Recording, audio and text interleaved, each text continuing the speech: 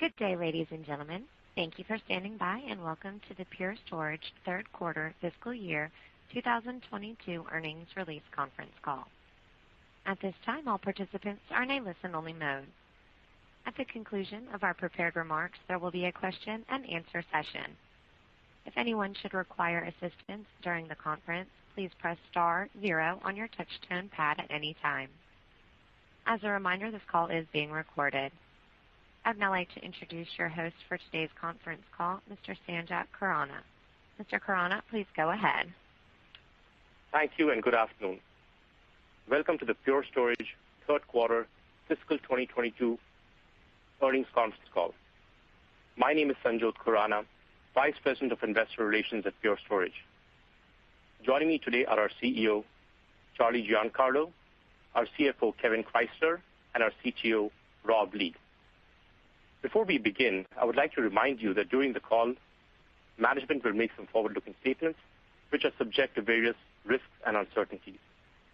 These include statements regarding the COVID-19 pandemic and related disruptions, our growth and sales prospects, competitive industry and technology trends, our strategy and its advantages, our current and future product offerings, and our business and operations.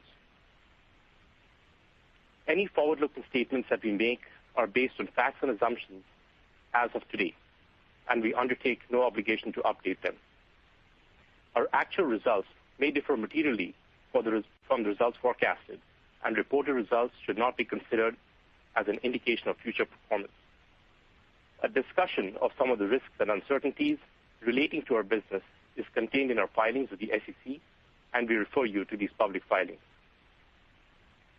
During this call, we will discuss non-GAAP measures in talking about the company's performance, and reconciliations to the most directly comparable GAAP measures are provided in our earnings press release and slides. Additionally, when we refer to sales in our prepared remarks, we mean total bookings excluding cancelable orders.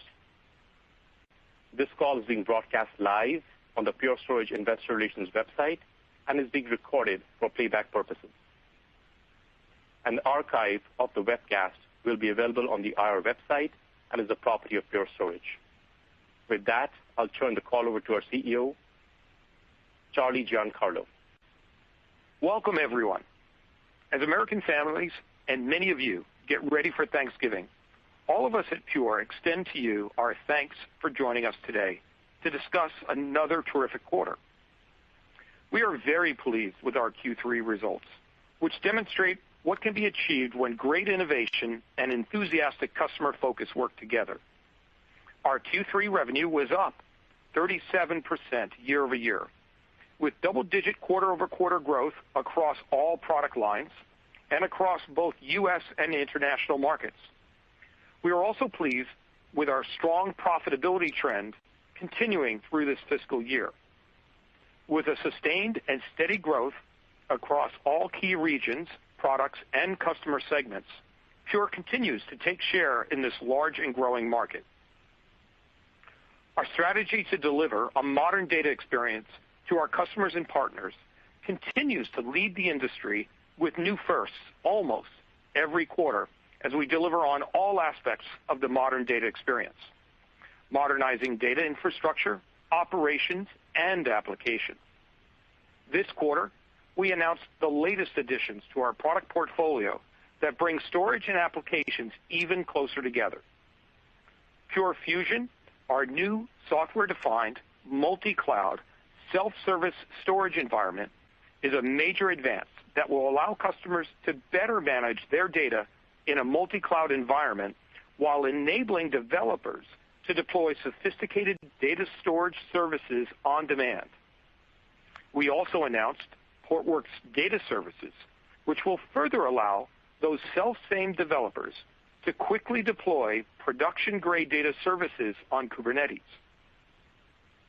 Together with advances in our Pure One digital experience, Pure is enabling a cloud operating model for enterprises everywhere, and engagement has been strong.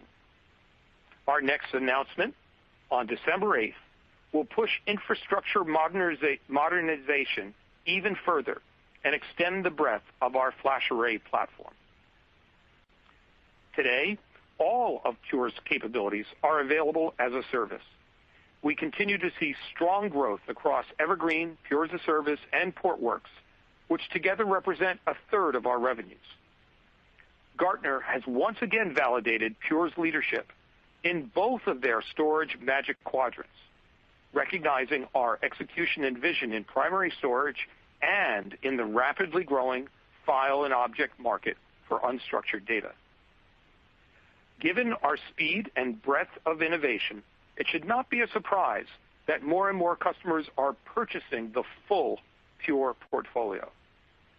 This quarter, the Commonwealth of Massachusetts chose a full Pure as-a-service solution with FlashArray and FlashStack for block performance and capacity, FlashBlade for unified fast file and object, and our Portworx suite to containerize and modernize applications.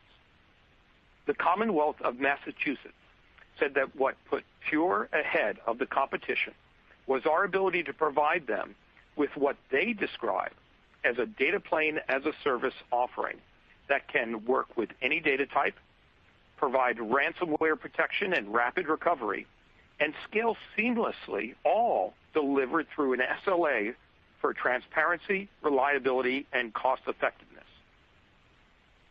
One of their first use cases will be to modernize an application for Massachusetts law enforcement. Using Pure and Portworx, they will provide fast, distributed access to criminal record information with no degradation even under heavy load, increasing the safety of their law enforcement personnel and the public. Pure continues to see strong adoption in the public sector.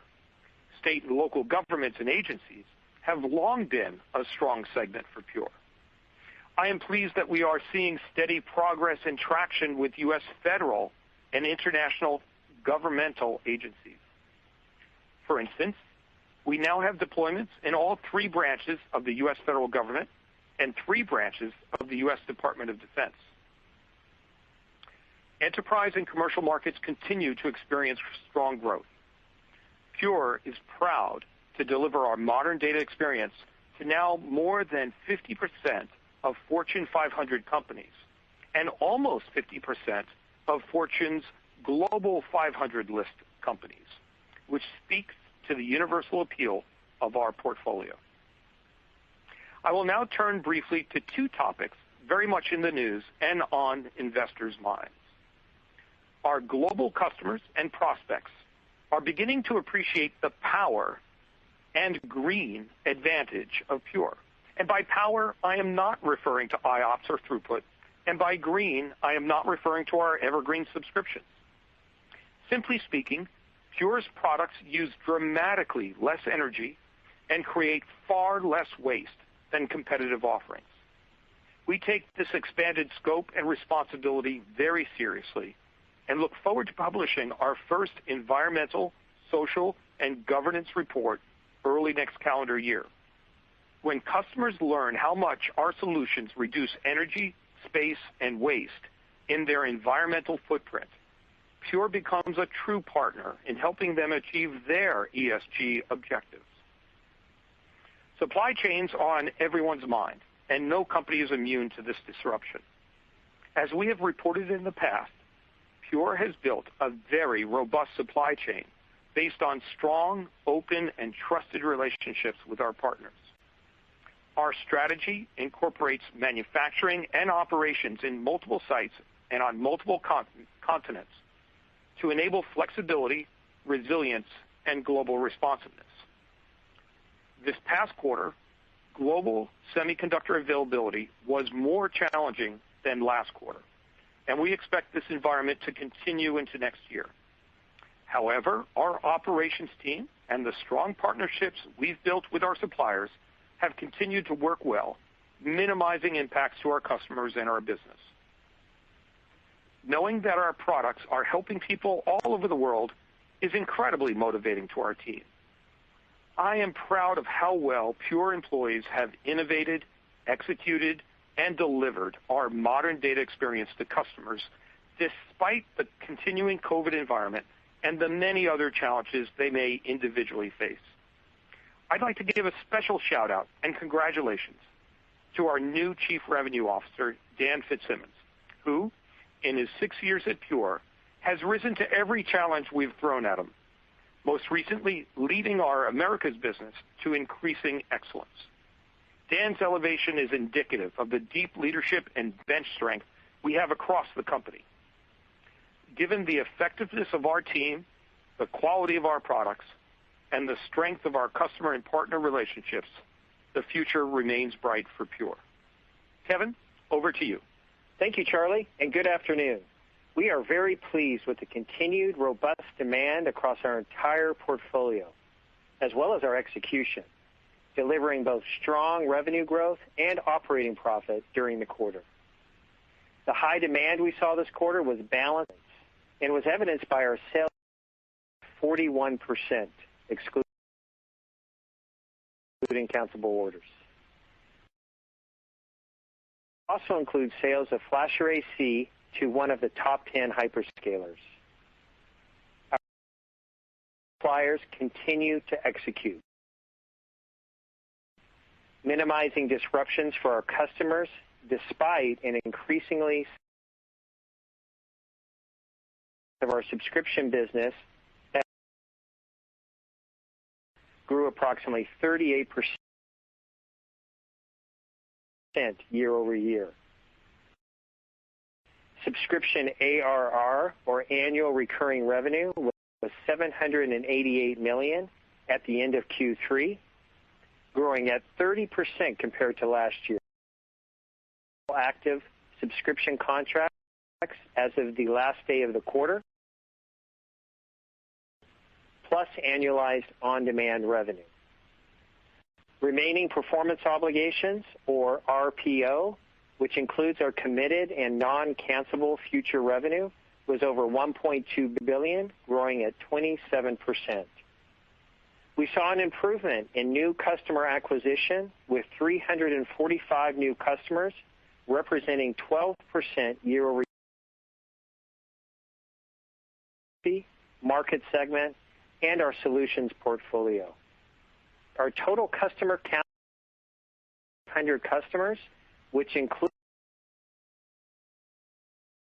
over 50% of Fortune 500 companies.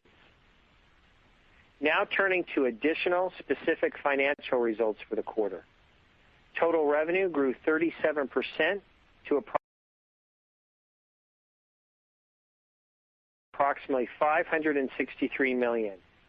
Revenue in the United States grew 35%, and international revenue grew 42% compared to last year.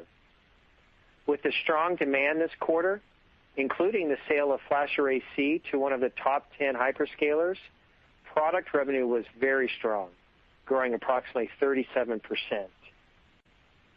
Non-GAAP total gross margins were 68.5% this quarter.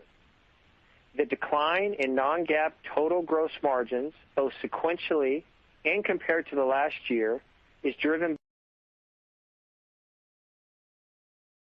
by non-GAAP product gross margins, which were 66.7% in Q3. Our sale of FlashArray//C to one of the top 10 hyperscalers this quarter, and to a lesser extent, increasing supply chain costs, were the primary drivers we saw impacting product gross margins this quarter. Non-GAAP subscription services margins continued to trend favorably at 72.1% this quarter. We achieved nearly $70 million of non-GAAP operating profit and 12.3% of non-GAAP operating margin this quarter. Increasing revenue growth, sales efficiency, and the effects of the COVID environment contributed to our increasing profitability. We estimate that the effects of the COVID environment are approximately 2 points of benefit to our operating margin this quarter. These reduced expenses generally relate to significantly reduced travel, physical marketing events, and slower than planned hiring, and approximately 4,000 employees. Cash flow from operations of $127 million were again very strong this quarter, and capital expenditures were $25.7 million during the quarter. We returned approximately $56 million of capital to repurchase slightly purchase program. Now turning to Q4 guidance. We expect strong demand in Q4 with estimated revenue to be approximately $630 million, growing 25%. We also expect continued healthy profitability, with non-GAAP operating profit estimated to be approximately $90 million in Q4. For the full fiscal year, given the strong performance of our business in Q3 and outlook for Q4, we are also raising our annual guidance. We now expect that revenue for FY22 will be $2.1 billion, growing approximately 25%. Non-GAAP operating profit is estimated to be approximately $206 million, representing approximately 10% non-GAAP operating margin. In closing, our portfolio and services is why our customers are choosing Pure, continuing to deliver terrific results while navigating a dynamic environment.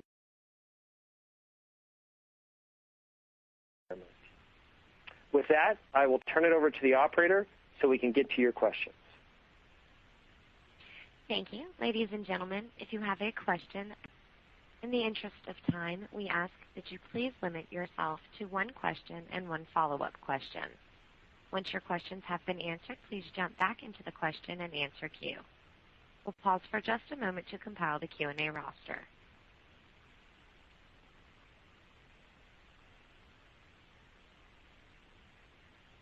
Our first question comes from the line of Jason Ader with William Blair. Hello? You guys hear music? Yes. From Brian. Okay, good. Thank you. There you go. I didn't know if you wanted me to do a dance or something. Okay, so I guess my main question is, can you rank order the main factors that are driving your outperformance? I mean, so maybe just macro, execution, new products, and then maybe competitor weakness, because we know that some of your competitors are struggling with supply, and I don't know if that you think that's factoring in as well to your performance. I'm describing this quarter only in the sense of this past quarter. So calling any one thing out really seemed to only diminish everything else that was mentioned. Very balanced across new products, the longer standing products like FlashArray, also balanced and strong growth across the world. Great participation from our sales force, so very balanced among the sales force as well. If I were to rank it, I'd have to do so not so much on. I'd have to do it on very general terms. Obviously, as you point out, the comps are easier, but even if you were to compare us on 2-year comps, the results are very good. I really believe that it is the coming together of the investments that we've been making over multiple years that are finally coming together. The investments we've made in enterprise, the investments we've made in broadening out our product line to be a much broader COVID environment. All of these have really contributed to our strength. And the fact that we've continued to advance the technology, as we pointed out, hyperscalers looking to infrastructure. And of course, this quarter, that added to this quarter. Again, it's very promising for of we think all these investments will continue to pay dividends as we go forward. So does that answer? Yeah, that's great. And then that's perfect. And then, Kevin, is there any early look at fiscal 23 and how we should be thinking about both some serious outperformance this year, but you just mentioned 2 points coming from kind of COVID-related benefits. We think about it from a demand lens, continues to be robust. As we think about Q4, I wouldn't see a significant change in demand as we look beyond Q4. Now, with that being said, it's probably a bit early to get specific views, as you mentioned, for next year. Would like to see how the remainder of this year look. These terrific growth rates that Charlie mentioned for all the great reasons, but are also aided as well by the COVID environment. So we do need to take that into account. And then obviously the hyperscaler opportunity that's being reflected in this quarter is a consideration as well when we think about next year. But hopefully that's helpful, Jason. Yes, thank you. Your next question comes from the line of Aaron Rakers with Wells Fargo. Yeah, thanks for taking the question. I guess I want to kind of build off that last point. Can you help us appreciate how meaningful that cloud opportunity was this last quarter? I think last quarter you talked about an 8-figure deal. Did that all impact this last quarter? Is there any expectation of follow-on for cloud opportunities? And maybe in that same vein, can you talk about, I think recently you announced a relationship or a deal with Microsoft Azure for EDA. Was that the cloud relationship, or is that something separate from your opportunities? And I have a follow-up. Right. Okay, Aaron. So first of all, no, the EDA announcement was separate from the top 10 hyperscaler. Obviously, if we felt we could have announced it, we certainly would have. But the customer wants to keep this confidential, so we certainly respect that on the hyperscaler.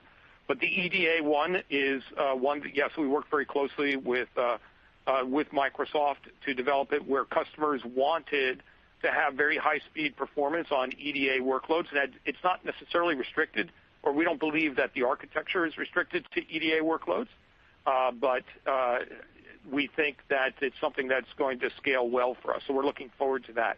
No, but the hyperscaler was different. I'll let Kevin respond with how, we've given you some insight into how the hyperscale affected the quarter.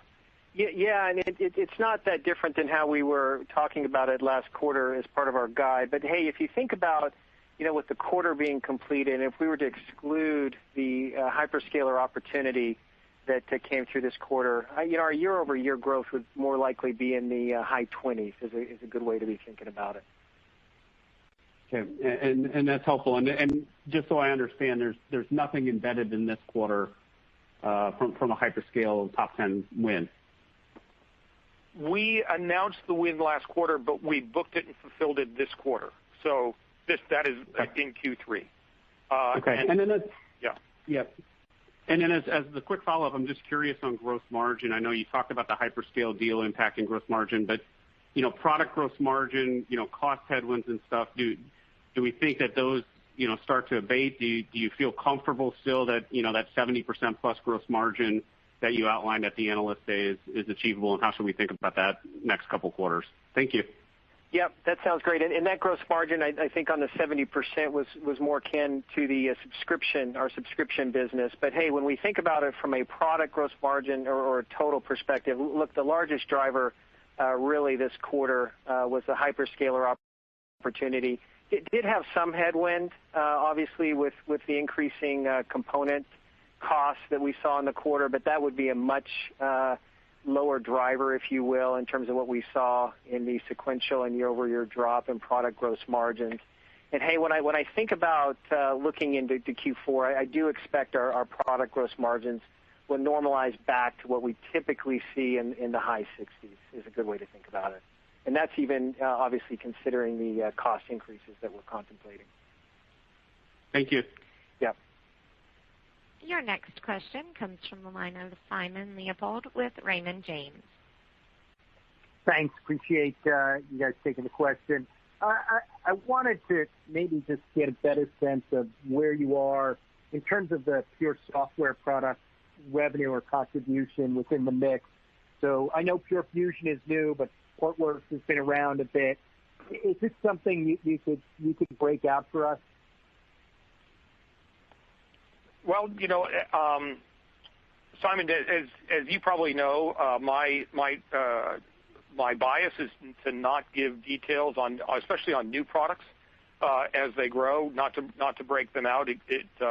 I find that new products go through their own cycles. They tend to be lumpy, and then you have too much focus on the new products, not enough on the total revenue line. But what I would say is that we gave color last quarter on Portworx as well as Pure as a Service. They're growing very, very well, typically in the 3-digit percentage range on a year-over-year basis, and we're seeing more of the same. But I would say in terms of a breakout, we're unlikely to do that in the future. Yeah, that's right, Simon. I mean, look at the integrated solutions that we're delivering to the market. Obviously, there's tremendous value with our software that's part of that, and that's reflected in the gross margins that we're seeing both on subscription as well as product. We're seeing some nice traction, as Charlie pointed out, on subscription ARR, again growing 30% year over year. So pleased with what we're seeing there, and then obviously software is a large driver in the value and the economics we're seeing as we look at our growth numbers. Thanks. And just as a follow-up, I wanted to see if maybe you could unpack a bit about the use case for this hyperscaler. And what I'm really trying to get at in this question is an understanding of if this is a repeatable opportunity either with this customer or other customers. I'm looking for an understanding of the use case and whether we should think of this as a new leg of growth or more of a one-off project. Thank you. Right. Thanks, Simon. I think also Aaron might have referred to this early on, and we didn't respond to it specifically. So I did want to start off where with this particular hyperscaler, we do believe it's repeatable. No reason for us not to believe that it's repeatable and conversations continue. But let me let Rob weigh in on the general use case. Yeah. So as far as the use case, this is part of their production environment. It's an environment that has a very large amount of data, and they're using this environment, to essentially do, analysis and understanding of how to better deliver the hyperscale service. Right? So it is part of the production environment. I think, as far as repeatability and understanding, just the broad applicability of the use case, I think what's notable is the overall size and capacities that we're talking about here, the performance requirement. And the fact that this, is a very sophisticated customer, evaluated all the options available to them. Obviously, cost was a part of the equation, and so obviously looked at disk, but pretty quickly came to the conclusion that FlashArray//C was really the only option that was going to solve the balance of their needs, performance, price, footprint, so on and so forth. And I think it's also worth noting that the overall footprint savings was a key part of winning the initial deal. But we're now also undergoing, work with this same customer to quantify the environmental savings and benefits that we're delivering to them with a FlashArray//C solution as part of their ESG analysis. And the nice thing is that these are all benefits that we're able to deliver to each and every one of our customers. Thank you for that. Your next question comes from the line of Rod Hall with Goldman Sachs. Hey guys, thanks for taking my question. This is Bala on for Rod. Just a quick clarification. The 10K from earlier this year seems to indicate that there could be an extra week in fiscal Q4. I might be wrong, but I just wanted to double check. Spot on. Yeah, for Q4, as we contemplate Q4, we do have an additional week with our fiscal year, and that is contemplated both from a revenue side and an OpEx side. The revenue and OpEx is about equal, so I view it as a bit of a headwind for us in terms of profitability. Probably around $14-15 million, both on the revenue and the OpEx side, is a good way to be thinking about it in terms of the additional week. Gotcha. Very helpful. And as a follow-up, so I just want to double-click on this FlashArray//C hyperscale roadmap. Now, typically hyperscalers, they store more on disk, obviously. But I guess I'm wondering, will there be more potential hyperscale customers traction going forward? Are you having more conversations with more cloud players, or if anyone is actually might be evaluating FlashArray//C? Any color on the roadmap there would be very helpful. Yeah. Well, first of all, we believe very strongly that as Flash continues to decline relatively to the declines in magnetic disk, that there's inevitably going to be a crossover point where every player everywhere, including the hyperscalers, will start switching from disk to Flash. And it's just a matter of time in their particular use case or instance before that happens. We do have the best technology in the business. We are having multiple conversations with multiple parties. I think it's too early the issue with these large environments is that they're lumpy, uncertain. When they do come, they're big. When they don't come, you're waiting. So I think it's a little bit too early for us to speculate on it. But there are conversations, and it is we believe that it's just a matter of time before Flash is used in a more substantial way, or let's say in a mainstream way, in the hyperscale environments. Thank you, Charlie. And again, quick follow-up here. FlashArray//C revenue, are you assuming any revenues in fiscal Q4 from that hyperscale win? We are not expecting revenue from that particular hyperscale in Q4. We shipped it all at that point. Well, I'm sorry. Okay, there's some residual revenue for it in Q4, but for the most part, no. Your next question comes from the line of Steve Enders with KeyBank. Okay, great. Thanks for taking the question.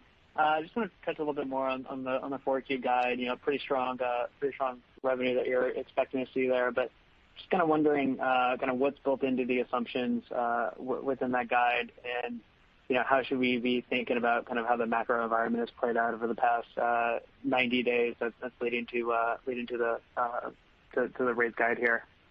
Well, let me start, and then I'll let Kevin go into it. It's based on what we see in the market today and the performance that we had in Q3. We're certainly not, we're not contemplating any major changes to the current direction of the world economy. So the expectation is generally more of the same in terms of macro economic forces. We're expecting COVID to continue, probably. If you've been watching the news and watching the figures, it's having its seasonal effects. So seasonally, it'll get a bit worse, but we're not expecting that to have a major change to in our expectations. It's what business how business will perform this coming quarter. What we see is a strong demand, and we believe that strong demand is based on fundamentals, fundamental demand. We don't think it's we don't think that, at least for our market, there's a lot of phantom demand out there, and our lead times have stayed relatively low. Our customers know that, so they can order when they need it, not to game the system. Yeah, and Steve, I probably wouldn't have much more to add on that. I think this, we've got good visibility in terms of how we're looking at Q4. To Charlie's point, demand still is robust in terms of what we're looking at. No real change in the trajectory.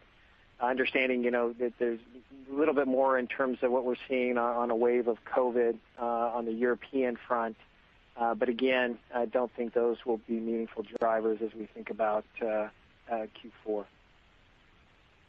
Okay, great. That's helpful. And then just on the hiring environment, it sounds like might have been a little bit behind plan in the quarter. But I guess, is there kind of anything to call out there in terms of where the biggest challenges are, and when you kind of see that see that beginning to reverse? Yeah, I would say that being a bit behind in hiring is across the board. There's no one, let's say, function that stands out. To put some context on it, we're seeing somewhat slightly higher attrition than average years. Certainly a lot more than last year. Last year was very low by comparison to an average year. This year is a bit higher. I would say that recruiting, interestingly, is the quality of resumes that one can bring on for interviews now is high. So the good news is that there are lots of good people available. The bad news is there are a lot of lots of slots that we need to fill. But we're confident we'll be able to catch up. Yeah, and I would just add on to that we are seeing a nice pickup in terms of our hiring cadence, thanks to our talent acquisition team doing a nice job on that front. And that's been contemplated, obviously, in the Q4 guide, as you'll see a pickup in OPEX sequentially. And that's not only the additional week, but also contemplates the pickup in pace that we're seeing in hiring talent as well. Okay, perfect. Thanks for taking the questions. Your next question comes from the line of Wamsi Mohan with Bank of America. Hi, thanks for taking my question. This is John on behalf of Wamsi. My first question, so you've mentioned about the supply chain constraint headwind faced this quarter. I was just wondering if you could maybe quantify the impact from cost of revenue standpoint, and if I just want to confirm the guide reflects the supply chain uncertainties. Thanks. Yeah, but maybe what I'll do is talk just more tactically in terms of the impact for the quarter, and then maybe have Charlie just talk about it more from a holistic standpoint, because I think the operations team and our engineering team, as well as our suppliers, continue to do a terrific job. And look, when I look at it for the quarter, obviously you saw a drop in product gross margins, both sequentially and year over year. As I mentioned, a smaller piece of that is really due to the component cost increases that we saw during the quarter.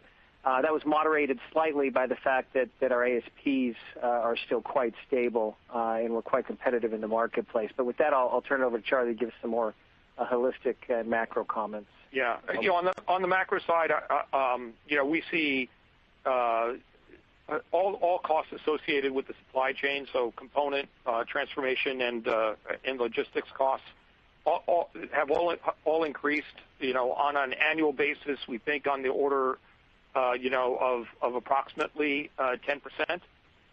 So that's a significant cost increase in what is traditionally a deflationary market, for technology products. So quite significant. Our expectation at this point is that while supply chains will remain tight, we're expecting to not see the same kind of increases in costs going into next year. Now, it is, as Kevin said, a very dynamic market. On a quarter-by-quarter basis, things can change dramatically because both supply and demand are a little bit difficult to predict, and that causes swings in pricing. So it's as Kevin mentioned, it's a very dynamic market, and it's hard to get a complete or it's hard to have complete confidence in exactly where it'll go. Great, got it. Thank you. And as a quick follow-up, I was just wondering how the broader IT spending environment is tracking, particularly in storage, and if you have any trends that you would call out. Thank you. Yeah, on the enterprise side, it's been quite robust. So we think quite good. A lot of demand, a lot more data processing taking place and upgrading. So we've seen it quite strong. Commercial, while it's recovering, is recovering slowly. I would say that in general, that's probably still down from where it might have been without COVID. And we're looking forward to continue a recovery there. But I would think overall the demand for enterprise storage actually has been quite good. Got it. Thank you. Your next question comes from the line of Tim Long with Barclays. Thank you.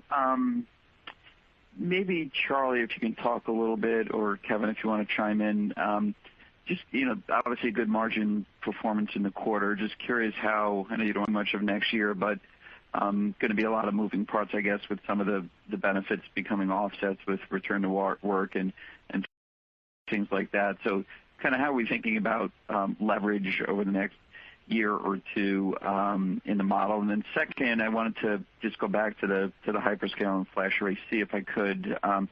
It looks like the pricing resulted in a much lower gross margin for that business. Just curious, how is that pricing set? Is it somewhat that you had to get close to disk? Is that kind of what the bogey is going to be for all hyperscale deals, or will that be different, and or potentially is it maybe a tougher margin up front and then on repeat business it's a little bit better? So if you could just talk about kind of the dynamics around pricing and potential movements there. Thank you. Yeah, I don't want to get too far ahead of next year, and we'll certainly have a better view of this as we, when we get into our Q4 earnings call and projection for next year. What I would say is we're planning that we'll still be under COVID rules, being open to visits and therefore open up more travel and normal expense type in-person meetings for some of the things we do as well.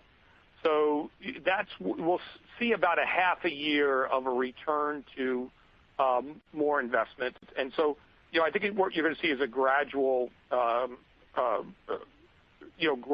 easing into those additional expenses. At the same time, Gary, our margins didn't really change all that much, but we have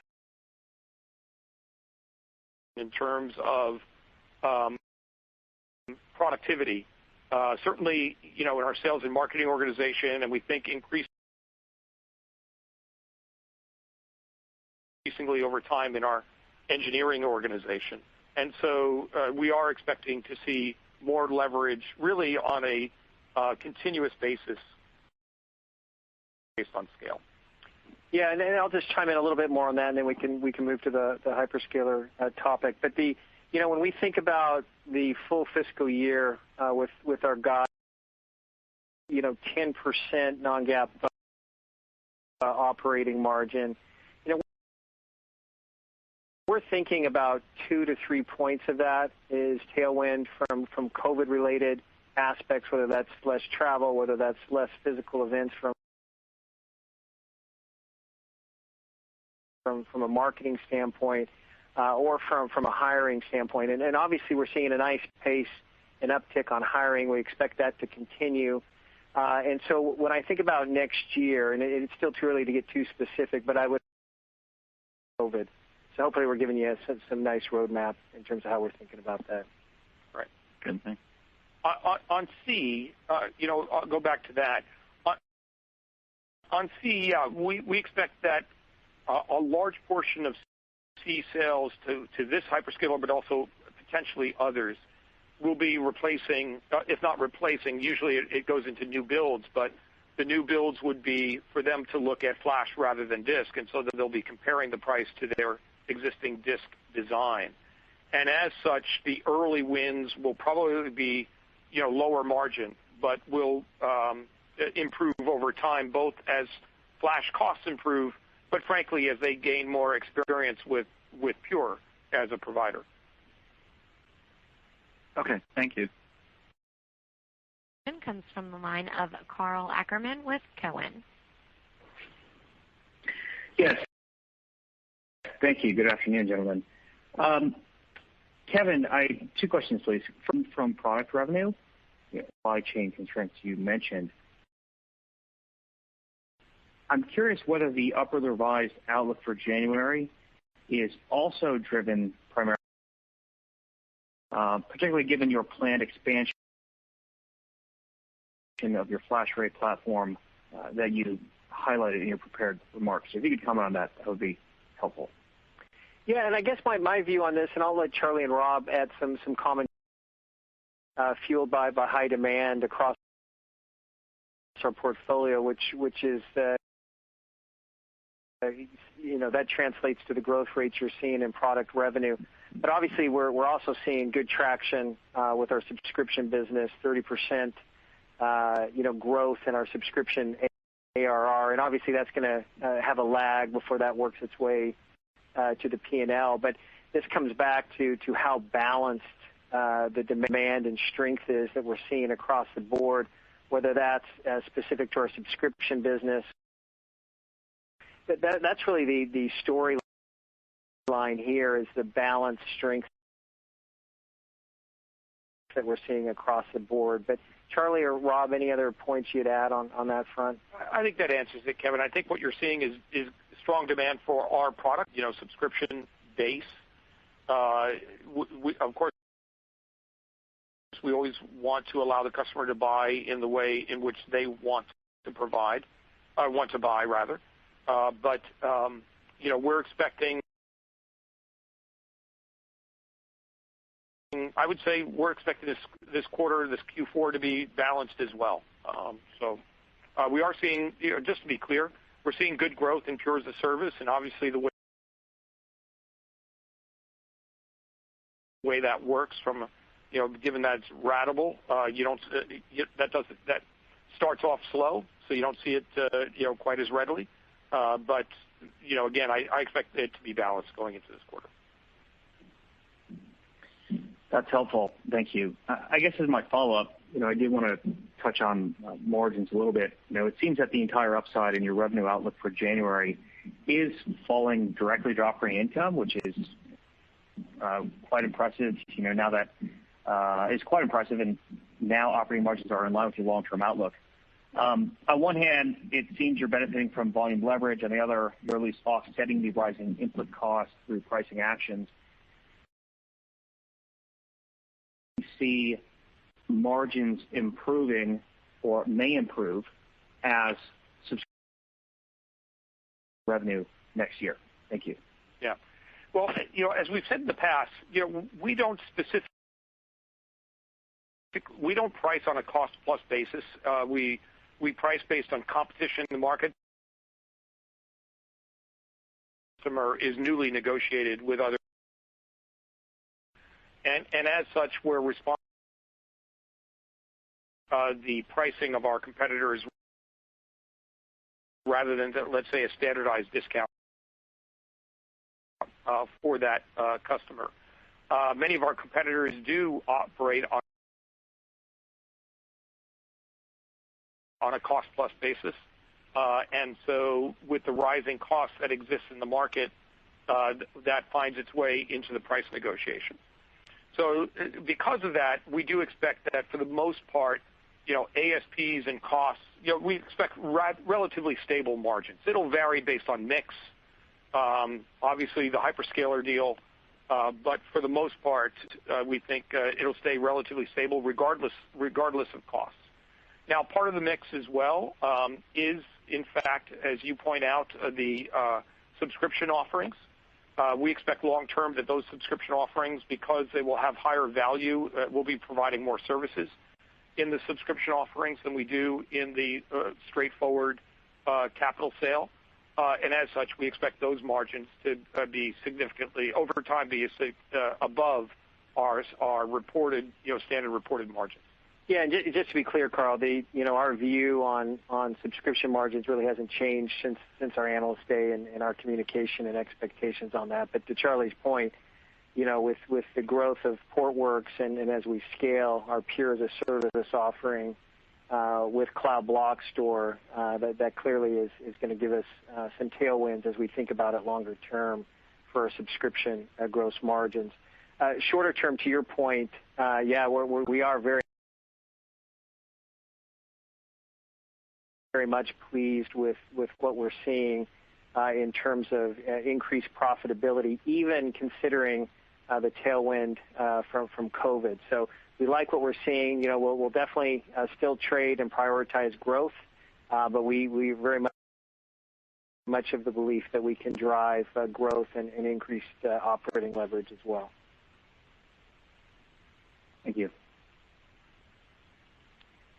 This concludes the question and answer session. At this time, I will turn the call back over to Charlie Giancarlo for closing remarks. Thank you, operator.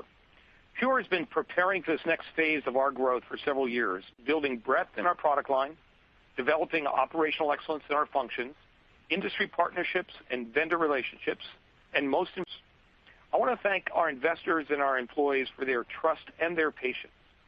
I'm grateful for all the effort and creativity of our Pure team. And as I sit down to my own family's meal on Thursday, I'll certainly offer gratitude and thanks for everyone, past and present, that has made Pure what it is today. Thank you all for your attention and your questions, and I wish you all a happy Thanksgiving. This concludes today's conference call. You may now disconnect.